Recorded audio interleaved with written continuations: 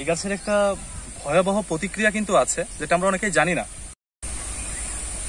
আসসালামু আলাইকুম, সকলকে স্বাগত জানাচ্ছি আজকের ভিডিওতে। আমি এই মুহূর্তে অবস্থান করছি গৌরীনাথপুর বাজার মসজিদের নিম্নাংশে, নদীর ধারে, অর্থাৎ ভৈরব নদীর প্রাঙ্গণে। তো এখানে আসার পর একটা উদ্ভিদ দৃষ্টিগোচর হলো, যেটা কিনা নদীর ধার ঘেঁষে ব্যাপক হারে এটা বংশবৃদ্ধি করেই চলেছে। তো এই গাছটা সম্পর্কে যদি বলতে যাই, এই গাছের একটা ভয়াবহ প্রতিক্রিয়া কিন্তু আছে, যেটা আমরা অনেকেই জানি না। গাছটার নাম হচ্ছে পার্থেনিয়াম। তো বর্তমান সময়ে নদীর ধার, মাঠের আল ঘেঁষে রাস্তার ধারে আমরা এই পার্থেনিয়াম গাছটা দেখতে পাই। আসলে পার্থেনিয়াম গাছ কেন ভয়াবহ বলছি, এটার কিন্তু যুক্তিসঙ্গত কারণ আছে। কেননা এই পার্থেনিয়াম গাছ এক সময় আমাদের এই অঞ্চলে ছিলই না, হঠাৎ করে কোথা থেকে জানি উড়ে এসে জুড়ে বসছে এমন একটা ব্যাপার। আর পার্থেনিয়াম গাছের যে ভয়াবহ অবস্থা বর্ণনা করতে গেলে আসলে প্রথমেই বলতে হয়, এই গাছের যে নির্যাস, এই গাছের যে ফুলের যে আসলে রেণু, এইটা যদি কোনোভাবেই আমাদের দেহ অভ্যন্তরে প্রবেশ করে, এমনকি আমাদের দেহের বহিরাংশে অর্থাৎ চর্মে যদি কোথাও কাটা পড়া থাকে, সেখানে যদি এটা সংস্পর্শে যায়, তাহলে আমাদের বিভিন্ন ধরনের চর্মরোগ হওয়ার সম্ভাবনা থাকে।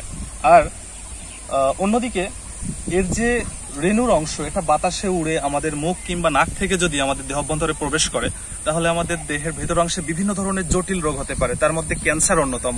তাহলে আমরা বুঝতে পারছি এই উদ্ভিদের ভয়াবহতা কতটা বেশি। কেননা এমন একটা উদ্ভিদ যেটা কিনা আমরা জানি না, এই গাছের উপর অংশে সুন্দর ফুল দেখে অনেকে মুগ্ধ হয় যে কত সুন্দর ফুল, কিন্তু এই সৌন্দর্যের ভিতরেই যে লুকিয়ে আছে একটা কদাকার কুৎসিত এক প্রতিক্রিয়া, কদাকার কুৎসিত একটা অবস্থা, যেটা কিনা আমরা অনেকেই জানি না। তো এক্ষেত্রে আসলে আমাদের এই নদীর ধার বলেন, রাস্তার ধার বলেন, মাঠের কিছু অংশে বলেন, যেখানে আছে, এই গাছগুলো নিধনের ব্যবস্থা করতে হবে। নতুবা আরেকটা বিষয় বললে বলা যায় যে পশু পাখিও যদি এই গাছ ভক্ষণ করে অর্থাৎ খেয়ে থাকে, তাহলে পশু পাখির জন্য মারাত্মক ক্ষতি হতে পারে।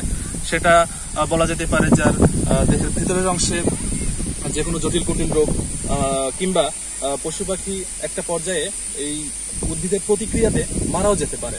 তো সব মিলিয়ে পরিশেষে এটাই বলতে চাই, আপনারা যারা এই গাছ কোথাও দেখছেন, যারা এই গাছের সম্পর্কে জানেন না, এই গাছের ভয়াবহতা সম্পর্কে জানেন না, তাদের উচিত হবে এই গাছ অতি দ্রুত নিধন করে ফেলা।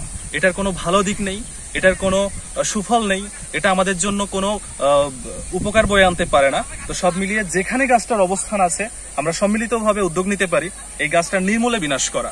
এতে করে আমরা যদি এই গাছটাকে নির্মূল করতে পারি, এই গাছটা নিধন করে এই গাছটাকে আমরা অঙ্কুরে বিনাশ করতে পারি, তো সেক্ষেত্রে এটা আমাদের জন্য, সবার জন্যই ভালো কিছু বয়ে আনবে। আর এই গাছগুলো সাধারণত ঝিনাইদহ, কুষ্টিয়া, চুয়াডাঙ্গা এই অঞ্চলে হঠাৎ করেই যেন বেশি বংশ বিস্তার করছে।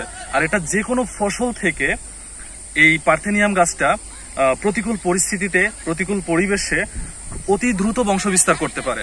তো এই বংশ বিস্তার রোধ করার সময় এসছে, এই বংশ বিস্তার রোধ করার মধ্য দিয়ে গাছ নিধন করার সময় এসছে।